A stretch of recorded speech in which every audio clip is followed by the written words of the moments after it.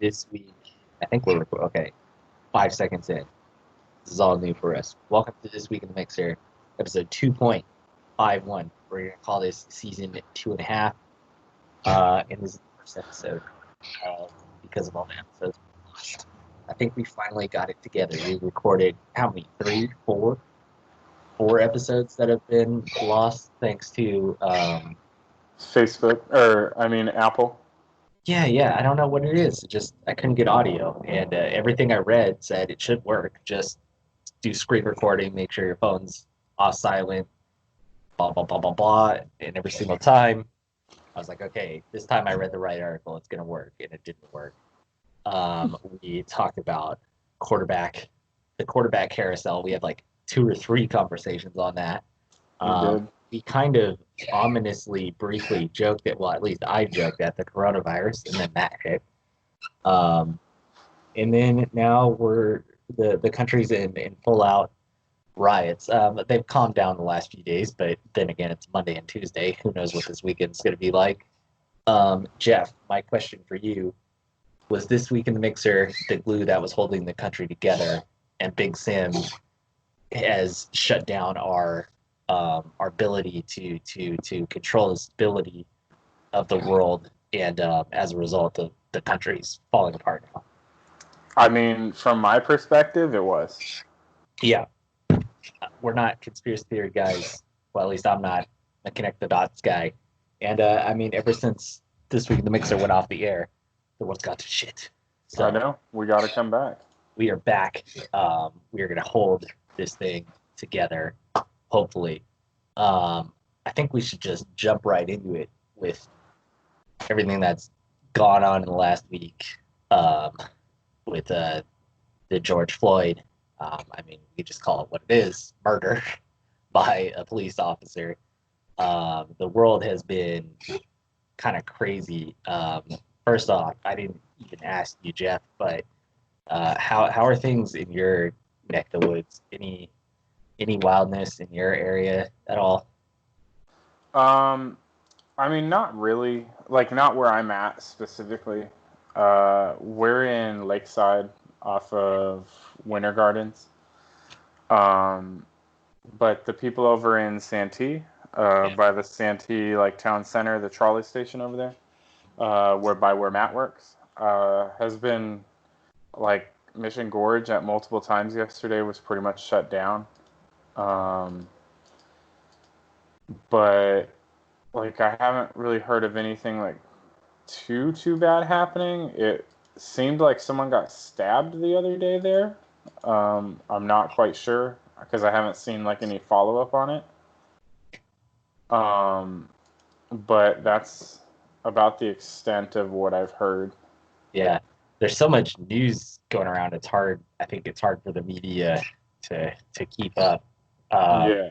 I did see something that 2 guys in Santee were arrested for showing aggression towards protesters. Yeah, I saw some videos, some guys dropping in bombs to protesters in Santee, driving around. So yeah, I've seen a few of that, but nothing I haven't really seen any major clashes the way there's been elsewhere. Yeah.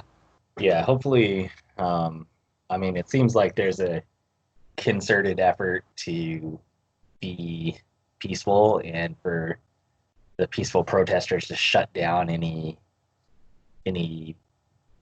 people that are kind of leaning towards violence in their groups. There are people protecting businesses and stuff like that. I'm kind of somewhat concerned about that being the next wave. Is I think Matt brought up the anti-protesters, I hate to generalize, but there seems to be a clear division. There were the people that came out for the anti-lockdown protests a few weeks ago, and they were coming out with their AR-15s and shit. And I feel like if that's the next wave, you know, if you got those people out there against the protesters, and shit, I mean, shit might get ugly. God, I hope it doesn't come to that. That's just kind of my worry is, you know, instead of it being the protesters versus the police, because that seems to be somewhat under control. I mean, they're still shooting off tear gas and shit, but if like you get kind of this vigilante mentality, and you get, you know, people out there with their AR-15s, that just seems really, really like a bad situation. And all it Yeah. takes is one of those scenarios to go wrong. And fuck, dude. Hopefully it doesn't come to that, obviously. But Yeah, I mean, cooler I'm with heads you. fail. I think the people going out with like their own weapons that aren't, you know, specifically trained to Yeah. deal with protests and stuff like that. Well, even the emotions of it all. I mean, like you have like cops at least go through some training, whether it's sufficient or not. You know, I think is at the very least debatable. And you have soldiers who, you know, carry weapons. They go through. I mean, it's their life, that Right. training, dealing with those stressful situations. You know, these other people, although they probably do have some training, you know, spend a lot of time handling their weapons, maybe go to gun ranges. They're not they're not accustomed to the high stress situations and having that weapon and using it Right. appropriately. I mean, it's like Mason dropping boot camp. It's just, you know, It's a mess. you don't know what's gonna happen. Yeah. Um, Yeah, it's also like it's antagonizing, right? Like yeah, you know, it's like when you have a brother or sister, right? And they're fighting with your mom or dad, right? But then you come in and you just like you don't you're not on either side, like you're more on your parents' side and you just start like throwing like barbs in jabs. there, Yeah, yeah, right? And then it just like creates issues. It's something that could just be avoided. And you know, I think Sam and I have talked a lot, and I think that like one of the things to me that one of the biggest things about this whole thing that irritates me is like the people on the I understand not wanting businesses burned yeah, and looted and stuff like that. Like I don't agree with that. I think most of the protesters don't agree with that, right? Like yeah. that's a small select few people that are doing that in reality compared to Mhm. how many people are out there. Um, but the people that are more upset about that than are about the way certain people in this country get treated is what bugs me. Like people are more concerned about, you know, inanimate objects that can be replaced, Yeah. right? Businesses are supposed to have some sort of insurance. I know it's not always the easiest thing, Uh-huh. right? But there's also GoFundMe's. Like these businesses that have been destroyed, a lot of the smaller ones I've seen GoFundMe's pop up and they're funded in 24 hours, Yeah. right?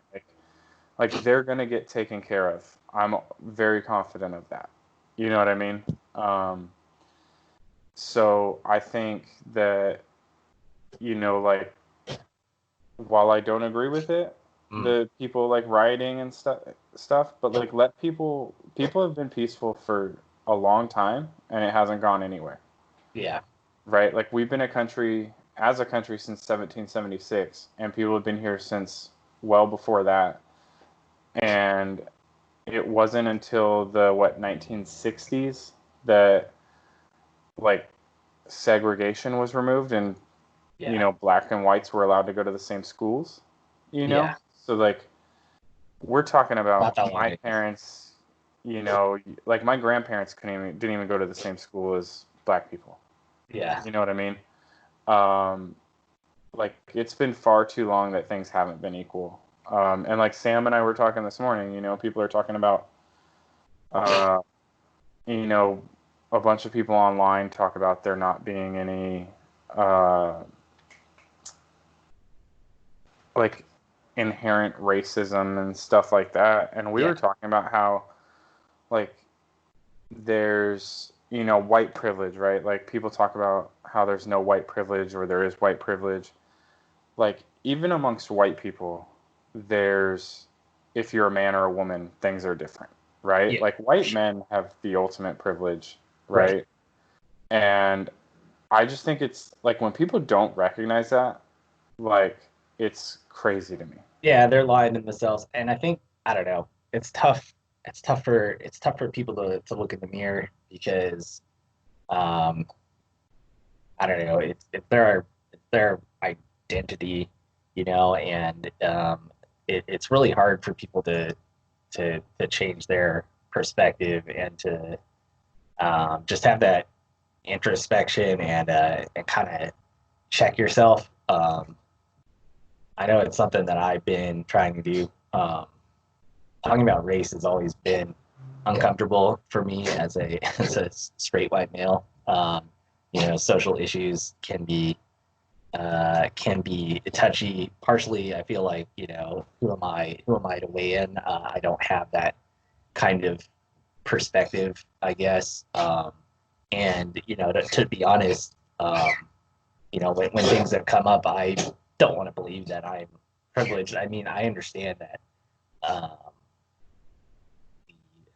straight white men are privileged, but you know, a lot of times in the past, I've had the not so much outwardly, but internally, kind of wanted to deny that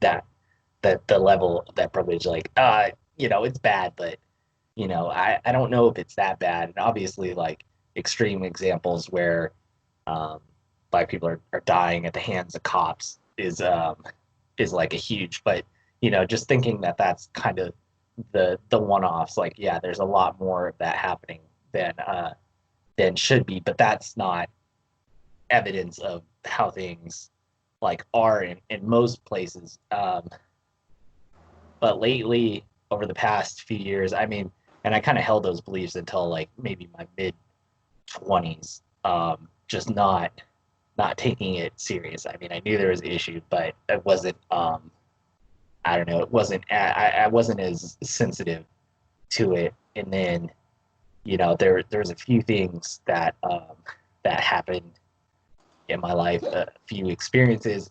Moving to Mexico was huge, man. When I went to Mexico and just seeing the like poverty that those people have to live with, and I mean, it's not nearly as good of a comparison, but being the gringo in Mexico was kind of eye opening. I can somewhat relate to some of the stuff that people have to deal with. However, it was not nowhere near the level of oppression and like systemic um, uh, basically systemic racism where African Americans here are kind of set up to be in a lower class, if that makes any sense, just by the way they have to go through school and the way they're treated there and the way they're treated out in public. But it gave me like a taste of it, so I can kind of have my mind go there, and then in my handlings with people after, or just situations after, I was more sensitive to it, and I'm still probably not. I don't have a full understanding. However, I do have, I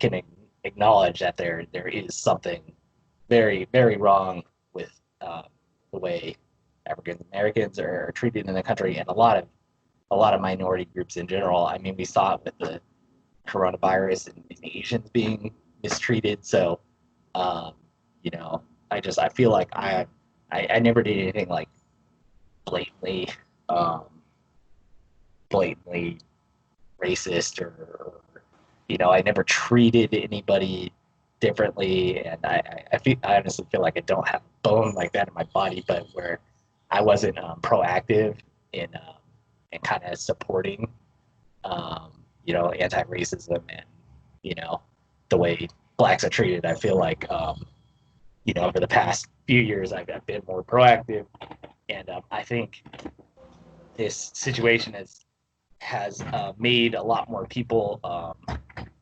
aware of that and sympathetic to that, and that's that's a great thing, especially with like Kaepernick and the way the NFL kind of treated him, by not really taking a stand for him. They let him do his thing. They didn't really prevent him. It seemed like some teams, maybe some coaches, I can't remember the specifics, were against it. A lot of there was media everywhere, but they didn't defend him. And when his contract was up, nobody signed him. They weren't proactive. They could have supported him, and he was doing a peaceful protest. And then now, there's all kinds of people against the kind of aggressive protesting, and they're saying, well, like, what did you expect us to do? Our big figurehead was doing a peaceful protest, and you guys didn't like that either. So I don't know. What are your thoughts on how this thing ties into Kaepernick? Yeah, I mean, I think that it's kind of how we got here, obviously, right? Like, it goes along with the peaceful protests that everyone wants, right? Like, everyone always says, like, oh, well, you can protest peacefully, like, you don't have to cause disruptions, this and that, right? Yeah. But like that's been going on for years, right? Like Kaepernick was one of the big faces of it, but like people have been protesting things for years without anything changing. Yeah. It, in the civil rights era, right? Like we think of like, Martin Luther King, Rosa Parks, like all that stuff, right? And even if we go back to that, like, uh, you know, Rosa Parks sitting on the bus was peaceful in the sense that it was non-violent, like there was no attack on him, but it was definitely disruptive to the bus route that day, to life that day, and I think that more and more people are realizing that while a peaceful protest can work, protests have to be disruptive because they have to make the people that or the situation you're protesting against uncomfortable. Yeah. In order to get people to change. Yeah, it's not. You can't wear a freaking Live Strong bracelet to protest police brutality and be taken seriously. You know what I mean? There can't be a black. You gotta you gotta do something that brings attention. And the kind of the ironic thing about Kaepernick is he wasn't even really looking for attention.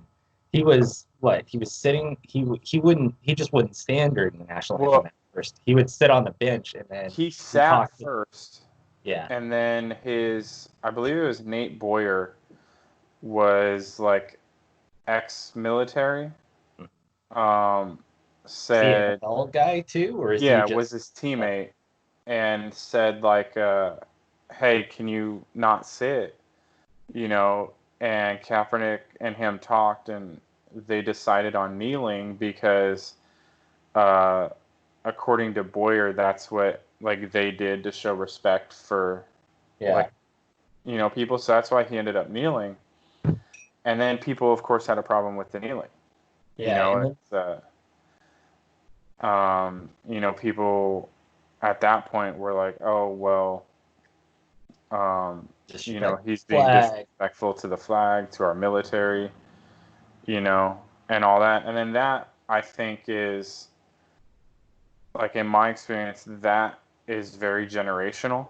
Like, at least to a certain extent, like, I know between, like, me and my dad, or, like, Sam's dad, they both grew up, and, we were in a lot of wars at the time, right? Like, my dad was born in 1950, right after World War II. Then there's Korea, Vietnam, the Gulf War, all that, the Cold War. So he's very, like, respectful of the military. Yeah. Sam's dad, very similar, right? Sam's grandfather was a Marine for a long time. Her dad, very respectful of the military, right? Like to both of them, the flag represents the military, Yeah. right? Yeah. Whereas to me, it doesn't. The flag is representative of the United States, Right. right? Like of us as a country. And if something is wrong, I think it kind of makes sense to protest the flag, like to an extent, the flag there, right? Yeah. Like that makes sense to me. But to both of them, that's a problem, and it like irritates them, Yeah. right? Because they view it differently. So I think that's one of the things we see today a lot, and probably see it throughout history, is that these issues tend to be very generational, right? Yeah. Like I imagine when I'm 50 or 60, right? And a lot of the older generation is unfortunately passed away. Like I don't want any of them to leave, but at a certain point they're all gonna die because we're all gonna die. As they phase out to an extent, I think a lot of these issues will solve themselves. But the problem is people don't want to wait. Like it's unfair to ask somebody that is, 18, oh hey, like this will get better, but you got to wait 50 years, right? Yeah. So all the people in charge aren't in charge anymore. There's also no guarantee because Right. people in the 70s, there were in late 60s, there were a lot of protests and stuff, and they probably thought the same thing. As our generation gets older, we're gonna have, more say, and the world's gonna get better. And it probably has to some degree, but it's not. It's it's still not where it should be. Um, Right. Not even really close. Um, so, because as I don't know, as the generation gets older, they tend to revert to more conservative type Mm-hmm. leanings. Um, so yeah, I mean, there's no reason why we can't try to make changes now. I mean, I kind of share the same hope as you. I've always had faith in our generation, whether it's misplaced or not. I just know, like, going to maybe it's just going to school in Southern California and dealing with a more diverse, you know, mix of people, Right. and the way they interact with them. Um, it not just that, just just the intelligence of a lot of people that are from our generation, their understanding of things. I've always been optimistic that our generation is kind of environmentally minded, more socially conscious, and I've just always thought that things are going to get better as we become the majority generation Right. that's doing the influencing. However, there are some shitheads in our there are a lot of shitheads in our generation too. So Mm-hmm.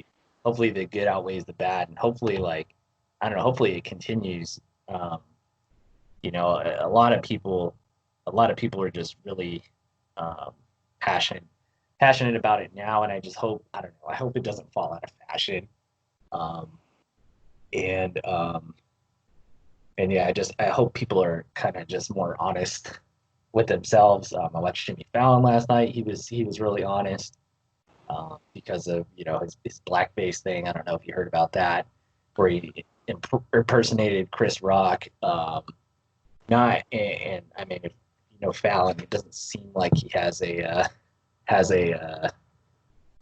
evil bone in his body, or but he's just not. Obviously that wasn't well thought out, and Right. not sensitive to the issues, and yeah, I just he went on his monologue and, like, explained his thoughts and kind of explained his I don't know how he felt guilty, and um, kind of invited people to not critique him, but to, I don't know, just to have a conversation about his actions.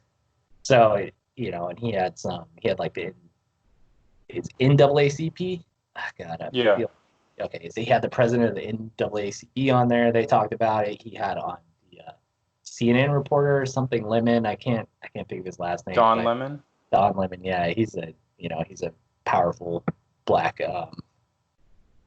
media guy, and so they talked about it. All very respectful and constructive, and I just think if people are more honest about the discomfort around racism and inequalities, I think I don't know. I think things can get better because then you can acknowledge it, talk to people, become more aware, and I don't know. It's maybe wishful thinking, but somewhat optimistic that this is gonna lead to some good. Um, I think it woke up a lot of people and kind of encouraged people who were already, aware of the issue to be more active. So, Right. in November, hopefully we start taking some serious steps towards towards a better country. Because I mean, I don't know. Ever since I moved to Mexico, it's uh, I mean, when the national anthem plays and stuff, and even rooting for the U.S. national team, it just doesn't feel the same because I see the way that immigrants are treated, um, especially since that's obviously closer to what I can relate to, and like to see the life that the people in other countries have to live.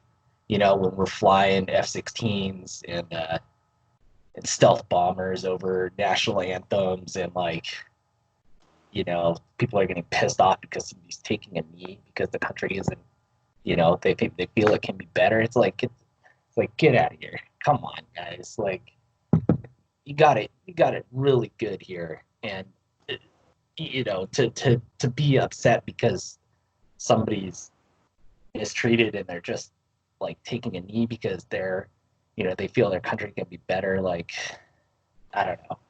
It's just compared to Mexico where there's like deliberate, like out in the open, like voter suppression. Um, there's cartels. Obviously, there's crime. There's just all kinds of poverty, and Right. I don't know. I don't know how it all ties in. It's just like if you're really going to be upset because somebody's taking a knee because their people are dying um, regularly and treated unfairly, like I don't know, go live in your own little world, I guess. Um, anyway, I think we can finish that topic unless you had something to add. I'm good. So, real quick recap of what we've covered in the last few months and the last tapes. We talked quarterback carousel. I kept banging the drums that Cam Newton was going to be a Charger. Cam Newton is still unsigned. So, I mean, now that we're back, maybe he finally gets signed. Um, Jameis, I think we had like various opinions. I thought he was going to be a Raider. I can't remember who you thought. He's a I thought Patriot. he was going to stay in No, Tampa. he's a Saint. Sorry, and he's a Mhm. backup, which is weird. Um, the Saints have 3 QB1s in Taysom Hill, also a tight end. Did you see that? He's tight end eligible, and he's on my dynasty team. There you go. Well, I That's hope good. you play him. Yeah, I hope we open up the second tight end slot now. Remember, I was banging that drum before he became tight end eligible. So, for all 3 snaps he gets in for, it'd be nice to throw him in my tight end 2 slot. And then, Rivers is in Indy, which is going to be weird. Brady's in Tampa. I can't remember if I said that. That's going to be really weird.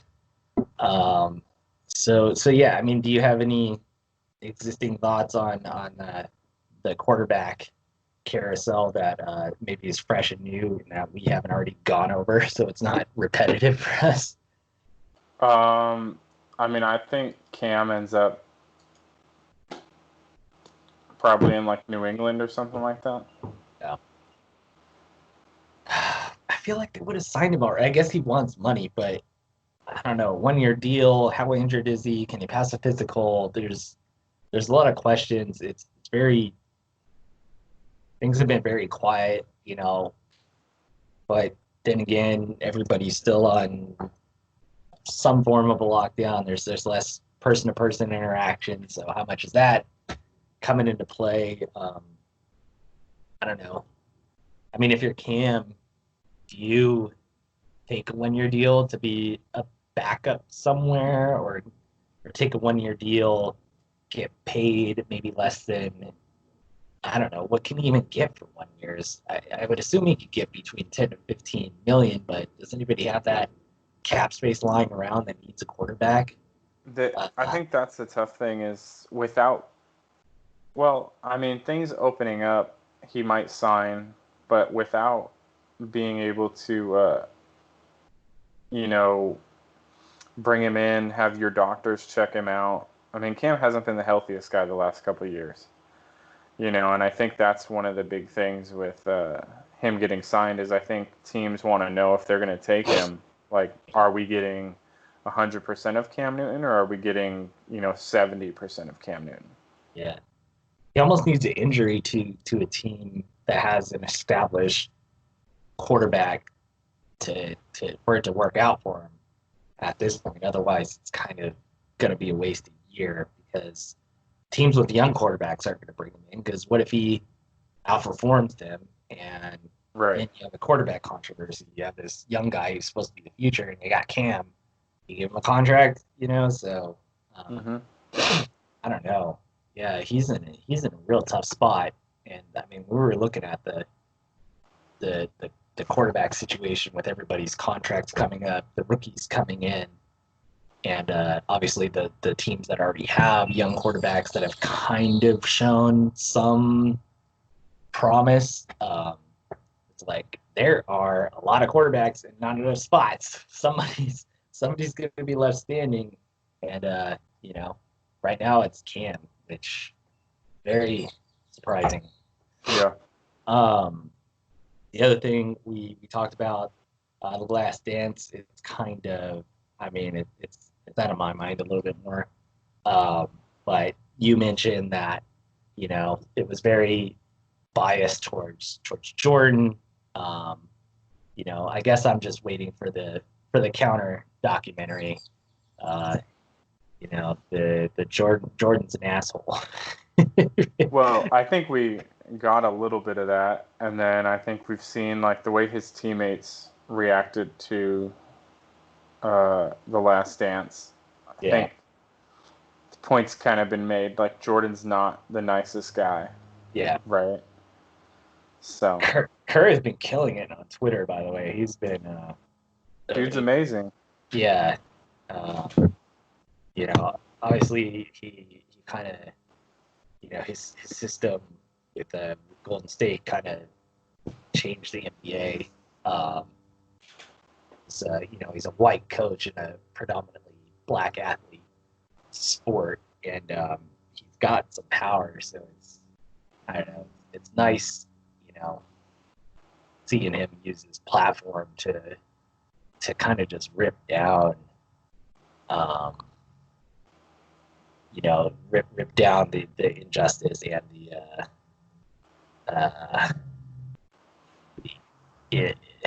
what am I trying to say here? The people who aren't recognizing the severity of the issue. Right. He's gone after Trump a few times, so it's just it's good to see somebody in his position, especially in the sports world, do that, because they usually kind of stay out of it, especially white guys. Right. They're less vocal. Seeing him be vocal about it is it's good.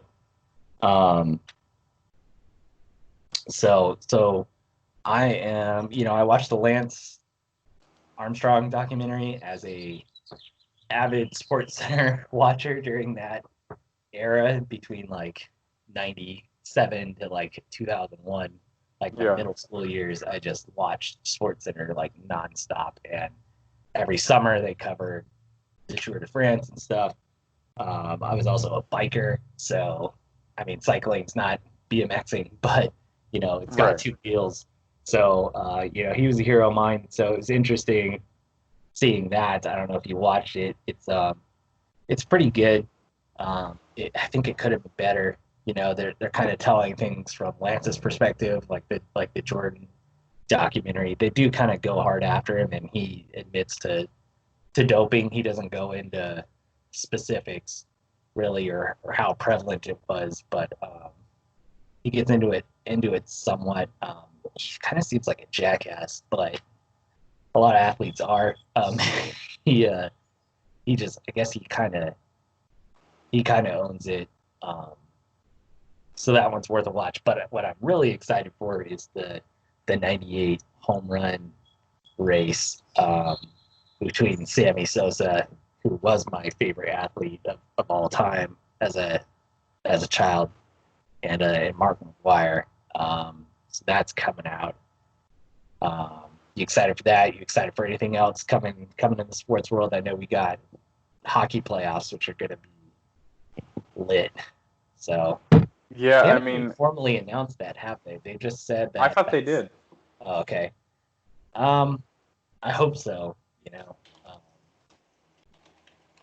and the NBA, I know they got some sort of plan. MLB's throwing out like a 50 game season. By the way, I'm squatting on an MLB joke, and I like pushing it. At the limit. I feel like I'm in the clear. I feel like I can make this joke when the time's appropriate.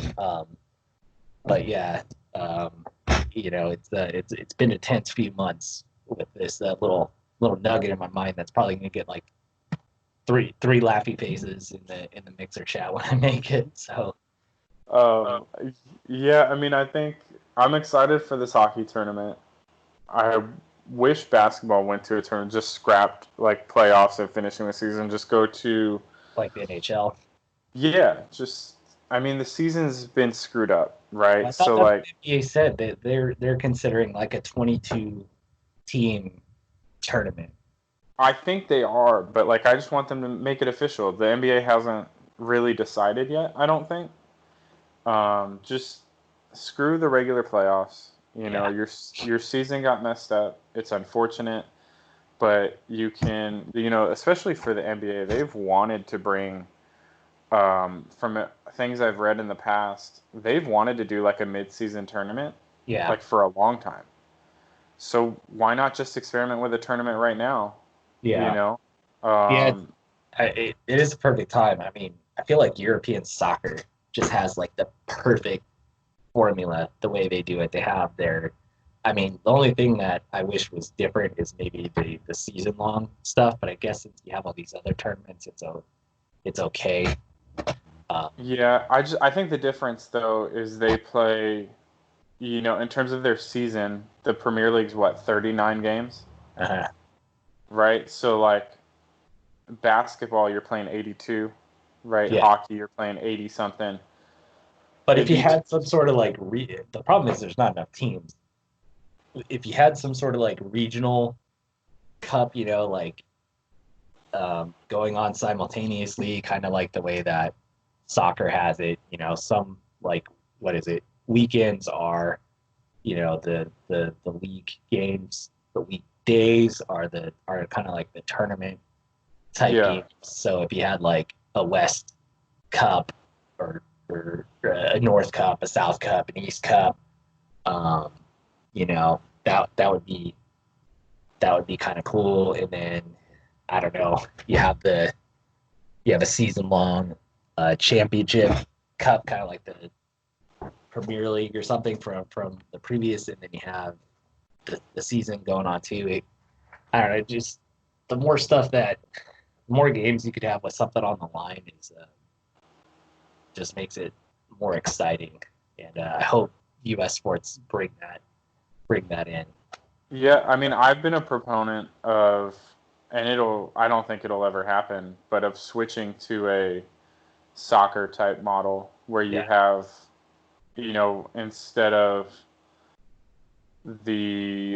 instead of the NBA playing 82 games and then going into playoffs, right? play 90 games, and the best team after the team with the most points after 90 games wins the title that year For for baseball? for your season for basketball, for example. Okay. Like they win your season title, and then you also have like a tournament, right? That could be like Champions League style to an Yeah. extent. You know what I mean? Where like if you finish in the top 12, you get a bye to a certain point. You know what I mean? And Yeah. stuff like that. I think that's would be really cool, actually. But I don't think America or any American sport would adopt something like that. I think baseball, if they play enough games, would be really cool to do something like that too. Yeah. Um, There's and baseball, you could, maybe you shorten spring training, right, by a little bit, and you go until regular season goes until September, and then you figure out how to do a tournament in there as well or something.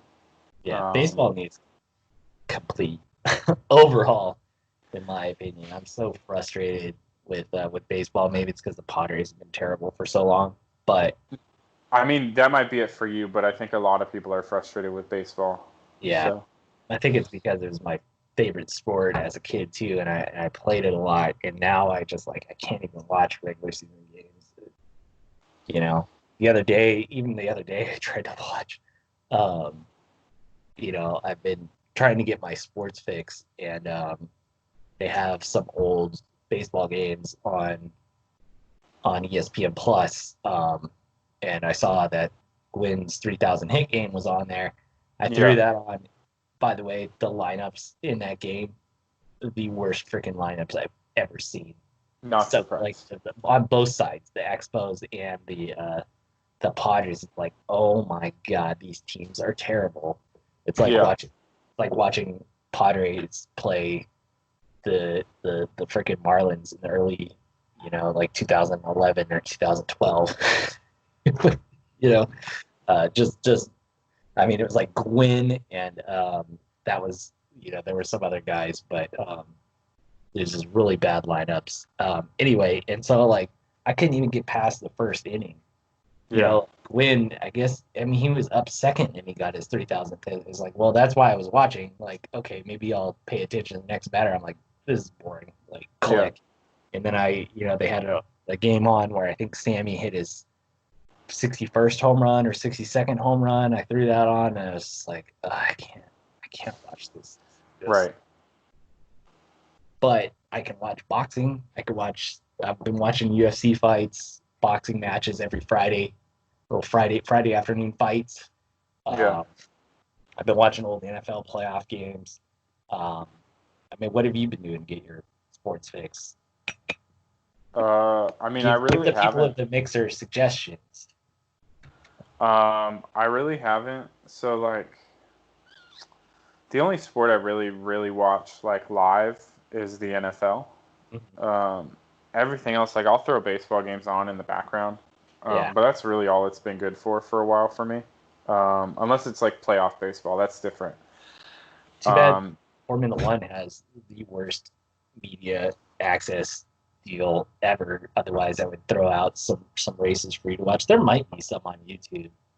If you could find any races from 2007, 2008, the um, problem I found with like Formula One on YouTube is a lot of like you don't get, at least from like the initial like dig that I did, you can get the whole race. I found a lot of like race highlights, yeah, but like very little of like the actual race itself, and so that was frustrating.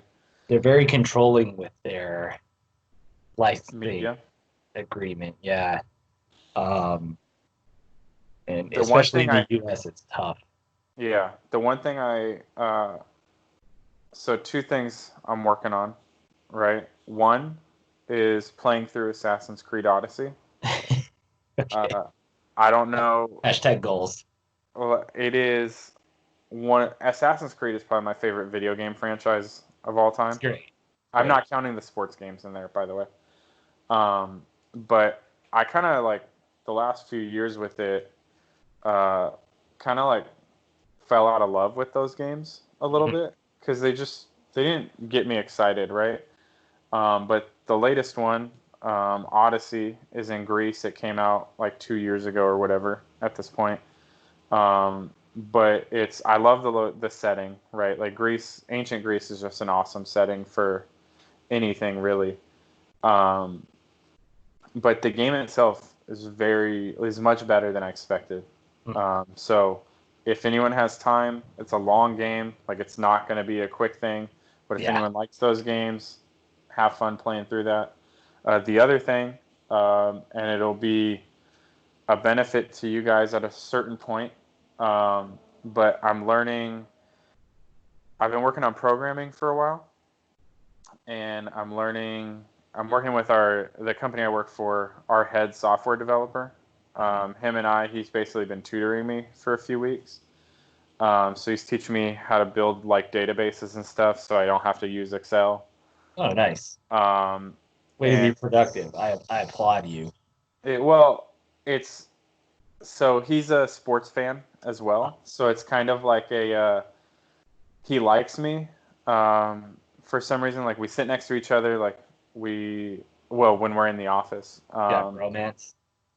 a little bit, and I think he likes working with me, so he's like wants to help me and like help me move up and get better. But the project we're working on is a fantasy football related project, so like he told me to pick something that I was interested in, so that like ideally the learning sticks better, right? Sounds like Uh, he's cucking me for you or from you. a little bit, Well, I'm a little jealous right now. but I mean, like we're not like meeting every day or anything, but it's something I I'm just working on, and so at a certain point, hopefully it'll benefit everyone here. cool. Um, That's awesome. It's good to be productive in this time. Um, yeah, I mean, I've just been spending a ton of time with the little girl, I mean, that's which is never a bad thing. yeah, awesome. Hopefully, this work from home thing goes on for longer. It sounds like it is. I mean, they're talking August at the soonest that For you we can go guys? back to my office, and I mean, they've already been talking work from home stuff permanently, and Yeah. I mean, just looking at the infection rates and stuff, it seems like unfortunately coronavirus isn't going away anytime soon. So I think I would be home for a while. I'd be very surprised if I go back by anytime. Yeah. So uh, yeah, I there's also got approval to work from home forever. oh nice. Yeah, So, that's congrats. It's nice. I mean, it does have some negatives, but I'm enjoying it. I can wear a hat. I yeah. can wear hoodies. Growing out the freaking lettuce. 2020 is it may be the year of the Long hair, Rob. well, I was gonna say it's the it's the obviously the pandemic year, it's the socially woke year, and it's also the year of the flow. You got Justin Herbert, Trevor Lawrence, and me. There you go. So no mind here. It's just this my elderly neighbor that decides to walk his 80-pound lab and can barely control him. Trying to go after another dog. It happens like every day. Oh Uh, God. yeah, I know. I feel bad for the guy because I mean, he's kind of slight, and the dog is a tank. Yeah. He's always, like he got harness on him. Anyway, so yeah, man. Yeah, I encourage the rest of the mixer to be productive in whatever way they can. Um, Mason, he's contributing to many small business owners out there, no doubt, and probably subscribes to like 20 OnlyFans Well, pages. So those are the small business owners he's supporting. yeah, exactly. So Yeah. Just saying that these people like these former waitresses out of business right now. They need money. They need support somehow. So I mean, Mason's Mason beats his meat doing for God's America. what's up. Mason beats his meat for America. Yeah. We should make bumper stickers. I support small business by subscribing to 20 OnlyFans channels. Danny's out there playing Nickelodeon, no doubt, in the background of his Zoom classes and educating children on the finer things of childhood, the finer entertainment, and various '90s snack nostalgia. I hear his segment on why Surge failed to children was a hit. So yeah. Hopefully, if any of you guys want to join in on this thing, I think Skype we can get more people involved. We'll probably be recording in the mornings, so let me know. We can have you on here and get some more entertainment value. Instead of jacking ourselves off, we can jack each other off with talking sports, I guess. That joke didn't exactly work the way I wanted it to, but there's something there. I'm a little rusty. So anything else on your mind before we get out of here and I can upload this son bitch and hopefully recorded, That's all. Go for it. All right. Thank you guys. It's been fun. Stay safe out there. We are back. We're still going to do our simulation show at some point. By the way, did you notice that the second I announced to you that we're going to do, expose Big Sam, Mm-hmm. the world also started shit. to, yeah. And then our recordings mysteriously didn't work despite all the information that I'm finding on the internet, which is clearly controlled by Big Sam.